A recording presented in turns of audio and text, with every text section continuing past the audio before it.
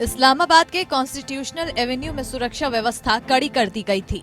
Supreme court के बाहर सियासी लीडरान और वर्करों का भारी हुजूम सुबह से ही जमा हुआ था, लेकिन सुप्रीम कोर्ट के रुख से साफ हो गया था कि इमरान खान अदालती मुकाबला हार चुके हैं।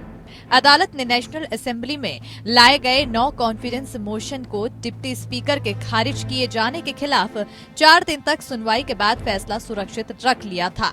5 जजों की बेंच ने दोनों तरफ की दलीलें सुनी।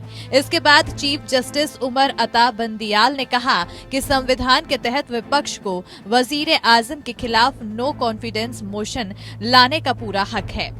इसके साथ ही बेंच के एक दूसरे जस्टिस मुनीब अख्तर ने भी डिप्टी स्पीकर की रूलिंग पर सवाल उठाए।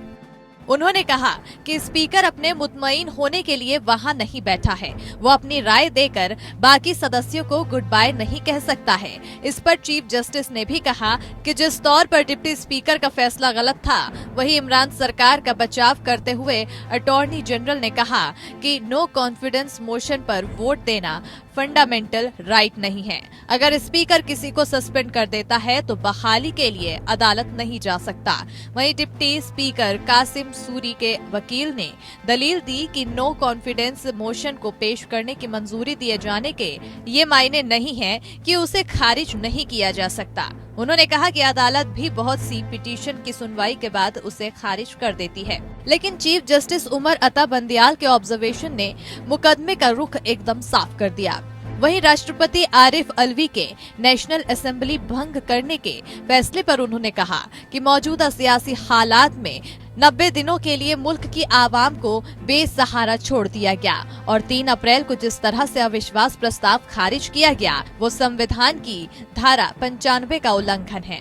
अदालत ने आखिर में आके कहा कि देश हित में फैसला दिया जाएगा। अदालत के इस बयान ने मुकदमे का रुख और साफ कर दिया। वहीं चुनाव आयोग ने राष्ट्रपति के पुत्र का जवाब देते हुए कहा, आयोग अक्टूबर तक चुनाव कराने के लिए तैयार है।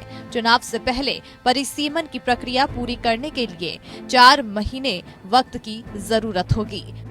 Bureau report, APN।